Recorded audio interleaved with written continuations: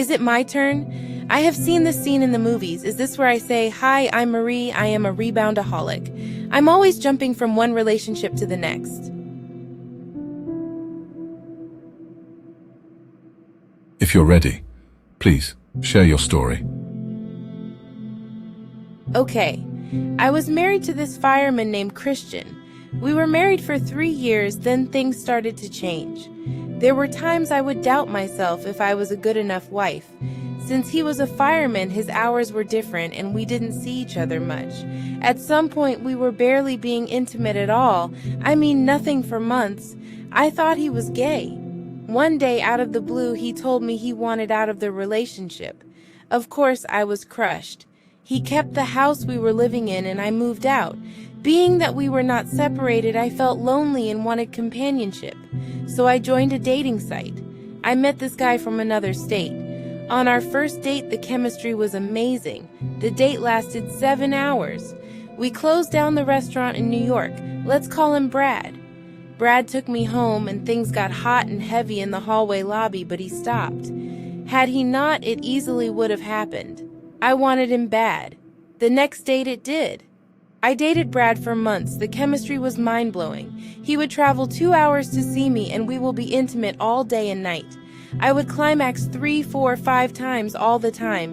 One night it reached 10 times. I swear it was a marathon we had. It was crazy, bananas, but it was sick. I was sick, it was out of control. Yet despite that, I was sad. I missed my husband. My husband never made any effort to want to take me back. I would tell Brad about it as he then became my lover and therapist. I would constantly tell him about my pain, my hurt, my loss. I am sure he was tired of hearing about my husband. Add to this, I was also in professional therapy at the time as I could not shake the pain. I was so sad. Over time, Brad fell madly in love with me. He was perfect. He was everything you could want, but I didn't want him for a relationship and I couldn't tell him. I wanted my husband back. I just wanted to feel wanted. One day randomly, I went to a family event and had chemistry and met another guy. We will call him Thomas. I started flirting with him and that next week I invited him over and slept with him. The thing was, I didn't climax with him at all and it bothered me. I had an immense feeling of guilt, so for some reason, I told Brad. He flipped out. He said, "You called to tell me you slept with another guy and it wasn't even your ex-husband and then you tell you couldn't climax? Who does that? Really?" He was irate. He kept calling and I didn't take the calls. The next day I wanted to see if the no climaxing thing was Thomas or me. So I met him after work so we could travel together to come to my house. On the way home, Brad was sitting outside of my house and sees me walking in with Thomas. He was waiting for me. Drama. He was clearly upset. I walked right by him and went upstairs with Thomas. Brad kept ringing the bell and didn't go away.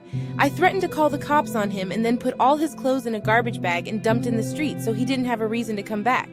I never saw him again after that.